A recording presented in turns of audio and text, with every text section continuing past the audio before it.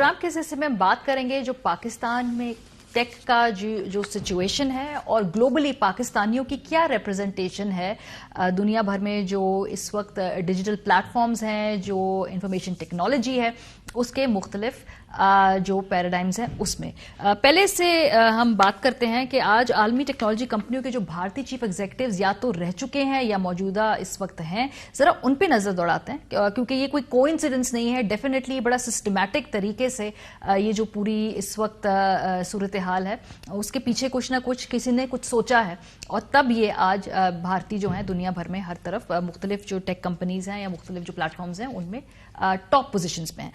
पराग अग्रवाल से शुरू करते हैं, क्योंकि वो ट्विटर के सीईओ इसी हफ्ते जो बने हैं। 2017 से वो ट्विटर में चीफ टेक्नोलॉजी ऑफिसर तैनात रहे थे। इस हफ्ते उनको बाकायदा सीईओ तैनात कर दिया है पराग अग्रवाल को। सुंदर पिचाई गूगल और उसकी जो पेरेंट कंपनी अल्फाबीट उसके सीईओ हैं। 2015 में गूगल के वो सीईओ बाकायदा तौर पे तैनात हुए थे। अगेन भारत में पैदा हुए, भारत में ही पढ़े लिखे, और उसके बाद जाकर अमेरिका में उन्होंने एक मुकम्मल जदोजहद के बाद जो है वो इस पोजीशन पे पहुंचे हैं। सत्या नदेला 2014 माइक्रोसॉफ्ट के सीईओ रहे। 2021 में वो जॉइंट टेक के एग्जीक्यूटिव चेयरमैन तैनात इस वक्त हुए हैं। अरविंद कृष्णा आईबीएम के सीईओ हैं 2020 से। शंतानु नारायण 2007 से एडोब के सीईओ हैं। अंजलि सूद 2017 से वीडियो प्लेटफॉर्म जो वाइमियो है उसकी सीईओ हैं। संजय मेहरोत्रा माइक्रॉन टेक्नोलॉजी के सीईओ हैं। उससे कबल वो वेस्टर्न डिजिटल के बानी और सीईओ भी रह चुके हैं। अमन बुडानी जो है वो वेब होस्टिंग कंपनी के सीईओ हैं। Nikesh Arora cyber security company जो है उसके सीईओ हैं। सो इस पर बात करेंगे प्रोग्राम के हिस्से में, और हमारे साथ बदर खुशनूद साहब मौजूद है, chairman Pakistan software association Pasha के। बहुत शुक्रिया बदर हमें ज्वाइन करने के लिए। ये कोइंसिडेंस तो नहीं है ना कि इस वक्त बहुत सारी जो बड़ी बड़ी इस वक्त कंपनियां हैं वहां पर भारतीय सीईओज हैं, या इस वक्त बहुत ज्यादा हम उनकी रिप्रेजेंटेशन देख रहे हैं ग्लोबली? जी बिल्कुल, थैंक यू सो मच। बिल्कुल आप सही फरमा रही हैं, बिल्कुल ये कोइंसिडेंस नहीं है। ये चीज़ बहुत सालों से, बल्कि मेरे हिसाब से, हमारे हिसाब से तकरीबन पिछले 25-30 साल से प्लान्ड और ऑर्गेनाइज चल रही है। देखिए, सबसे पहले हमें ये देखने की ज़रूरत है कि इंडिया का जो एजुकेशन सिस्टम है वो बहुत स्ट्रांग है, और ख़ास तौर पे जो हायर एजुकेशन सिस्टम है वो बहुत स्ट्रांग है। तो सबसे पहले उनकी एजुकेशन स्ट्रांग थी, फिर उनके यहाँ प्रोफेशनलिज्म बहुत है, फिर उनके वर्क एथिक्स बहुत स्ट्रांग है। इन तीनों चीज़ों के साथ साथ जो उनको सबसे बड़ा बेनिफिट है कि वहाँ साइज़ बहुत है, बहुत ज़्यादा पॉपुलेशन है। अगर आप उस पॉपुलेशन के एंगल से देखें तो ये अभी एक बहुत थोड़ा प्रोपोर्शन है जो इस वक्त आप सीईओ लेवल पे देख रहे हैं या सी लेवल पे देख रहे हैं अमेरिका में। इसके अलावा अगर आप नोटिस करें तो इसके अलावा अगर आप नोटिस करें तो आप देखेंगे कि उनके यहाँ एक और बहुत बड़ा उनको फायदा था कि जो Y2K बग आया था अर्ली 2000s में, तो उस बग में उस वक्त उनकी लोकल आईटी इंडस्ट्री बहुत ट्रेंड थी, और वहां से जैसे ही वो बग आया तो अमेरिका में जब वर्कर्स की नीड आई तो वो लोगों ने अपने बहुत ज़्यादा फॉरेन वर्कर्स वहां प्लेस किए अमेरिका की कंपनियों में, और बाद में वो बैक ऑफिस ऑपरेशंस में, बिजनेस प्रोसेस आउटसोर्सिंग में इन्वॉल्व होने शुरू हो गए।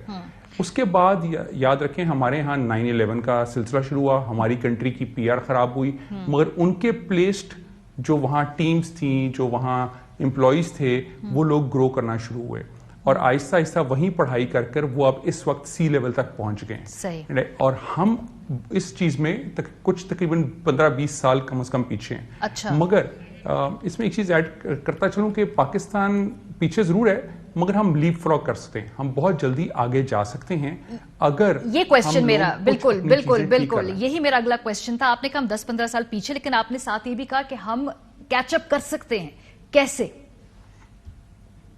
जी बिल्कुल, हमें सबसे इंपॉर्टेंट जो है, हमें इस वक्त अपनी एजुकेशन की क्वालिटी, खास तौर पे हायर एजुकेशन की क्वालिटी के स्टैंडर्ड को बहुत इंप्रूव करने की जरूरत है।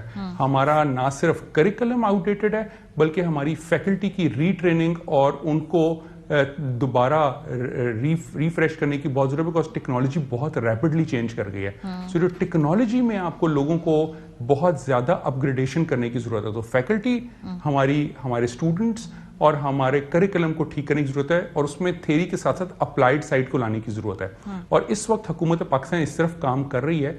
वो बूट कैंप्स के नए प्रोग्राम आ रहे हैं और वो वफाकी और सूबाई सतह दोनों पर इस वक्त उनके बजट्स अप्रूव हो गए और अब वो इन चीज़ों की तरफ काम करें कि फॉरेन से पहले बूट कैंप्स लाए जाएं ताकि हम फास्ट ट्रैक करके अपनी नेक्स्ट जनरेशन को जल्द अज जल्द वर्कफोर्स को ला सकें इसके अंदर। ये एक सवाल बहुत सारे लोग पूछते हैं और मैं भी आप you are the best person to address it कि जब ये टॉप पोजीशंस के ऊपर फॉर एग्जांपल अगर इस वक्त भारतीय बहुत ज्यादा नजर आते हैं, क्या ये असरअंदाज होते हैं किसी तरीके से पॉलिसी के ऊपर क्या या नहीं होते? ये वो एक प्रोफेशनल लेवल ही एक और है, इसलिए कोई फर्क नहीं पड़ता उससे। देखिए जी, जहां भी ह्यूमन एलिमेंट आएगा वहां ह्यूमन सेंटिमेंट आएगा और वहां ह्यूमन इन्फ्लुएंस आएगा, चाहे वो बहुत एक्सप्लिसिट हो या इम्प्लिसिट हो, ऑफ कोर्स अफेक्ट करता है और बिल्कुल जरूर आता है, बहुत फर्क पड़ता है, प्रायोरिटाइज होता है। जब आप सोचें कोई ऐसा प्रोजेक्ट भी हो रहा हो इन ऑर्गेनाइजेशंस में जिसमें उनके पास ऑप्शन हो कि कहीं भी किया जा सकता है, तो पहली प्रायोरिटी आती है, अच्छा जी क्यों नहीं हम अपनी बहुत बड़ी पॉपुलेशन पे ट्राई कर लें पहले। तो वहां वो ट्रायल्स एंड टेस्ट करते हैं, जब आपने टेस्ट एंड ट्रायल्स वहां किए तो फिर वो कहते हैं यहीं स्केल कर लो पहले एक एंड हेंस आप देखेंगे उनकी मिडिल क्लास कैसे इंप्रूव कर गई है। इसी तरह और वो फिर जब आपने देखा बीपीओ होता है, लोग बहुत सारा ट्रेवल करते हैं उनकी कंट्रीज में, सीईओज बाकी, फिर वो उनको अपने ट्रेडिशंस में इन्वॉल्व करते हैं। फिर एक और बहुत इंपॉर्टेंट बात है कि वहाँ एक बॉलीवुड इफेक्ट भी बहुत है, ज़ाहिर उनका मीडिया एंटरटेनमेंट बहुत स्ट्रांग है, तो वो भी एक इम्पैक्ट लाती है अट्रैक्ट करने में बाकी लोगों को कि वो इंडिया में जाके एक्सपेरिमेंट्स करें, टेस्ट करें, प्रोडक्ट लॉन्चेस करें, स्केल करें। तो ऑफ कोर्स ये बिल्कुल फर्क पड़ता है और कई जगहों पे इंटेंशनली जरा ज्यादा हो जाता है, but of course there is a certain degree of this influence. हाँ, सो बता चूंकि आप बहुत क्लोजली काम करते हैं पाकिस्तानियों के साथ, टेक्स्ट जो यहाँ पे स्टार्टअप्स हैं वो भी आप देख रहे हैं, पोटेंशियल क्या है यहाँ पे? जो नौजवान लड़के लड़कियां हैं जिनका रुझान है आईटी की तरफ है, जिनका रुझान है इस तरफ जदीद टेक्नोलॉजी या डिजिटल जो भी प्लेटफॉर्म्स हैं उनकी तरफ, क्या पोटेंशियल है? देखिए, इनको 2 या 3 चीजों में बाइफरकेट कर लें। एक है फ्रीलांसर्स, ये वो लोग हैं जो अभी ग्रेजुएट कर रहे हैं या पढ़ाई कर रहे हैं और साथ साथ उन्होंने काम करना शुरू कर दिया है। इन लोगों को भी इनकरेज करने के लिए हुकूमत ने ई कॉमर्स पॉलिसी के साथ फ्रीलांसर्स की पॉलिसी अक्टूबर 2019 में बनाकर लॉन्च की और फिर स्टेट बैंक ने कुछ फैसिलिटेशंस की, जैसे पहले इनके पैसे आने की लिमिट महीने की $5,000 थी, अब $25,000 कर दी गई है तकरीबन 2 साल पहले। इस तरह की काफ़ी उनको मराहत मिल रही हैं और उसकी वजह से फ्रीलांसिंग में पाकिस्तान दुनिया में इस वक्त 3रे और 4थे नंबर पर आ रहा है आईटी फ्रीलांसिंग में। एक ये कैटेगरी है। दूसरी कैटेगरी है जो इस्टेब्लिश्ड कंपनीज हैं, जिसकी हम पाशा एसोसिएशन है, पाकिस्तान सॉफ्टवेयर हाउसेज एसोसिएशन, हमारे कम से कम 1000 मेंबर हैं। हमारा अंदाजा है कि इस वक्त तकरीबन पाकिस्तान में 10 से 15,000 अप्रॉक्सीमेटली 12,000 कंपनियां हैं जो आईटी में काम कर रही हैं, डिफरेंट वर्टिकल्स में, डिफरेंट कैटेगरीज में। और इस कैटेगरी के अंदर जो काम हो रहा है ये फॉर्मल काम है और इसमें outsourcing, designing, programming, AI, machine learning, सारे कटिंग एज टेक्नोलॉजीज पर भी काम हो रहा है। सो ये एक कैटेगरी है। एक नई इवॉल्विंग कैटेगरी जो वो स्टार्टअप्स की है जी। जो स्टार्टअप्स हैं और बाय द वे जो आईटी कंपनीज हैं, इसमें इंपॉर्टेंस ये है कि हमारा आईटी सर्विसेज की जो एक्सपोर्ट है वो तकरीबन 50% पिछले साल से ग्रो की है। हम पहले $1.2 बिलियन पे थे, अब हम $2.1 बिलियन पर चले गए। तो वो भी साइड ग्रो कर रही है और पाकिस्तान की इकोनॉमी को फायदा दे रही है, in addition to the local digital transformation. जो स्टार्टअप्स हैं पिछले कुछ महीनों में तकरीबन 300 से $350 मिलियन की इन्वेस्टमेंट उनके अंदर आई है पाकिस्तान के अंदर। और ये कोई बहुत बड़ी क्वांटिटी या अमाउंट ऑफ स्टार्टअप्स नहीं है, मगर इसमें इसलिए आई है बिकॉज स्टेट बैंक ने कुछ अपनी रेगुलेशंस इंप्रूव किए हैं, एससीसीपी ने अपनी कुछ रेगुलेशंस इंप्रूव किए हैं और ये अब बिलियंस ऑफ डॉलर्स में जाएंगी इन्वेस्टमेंट्स।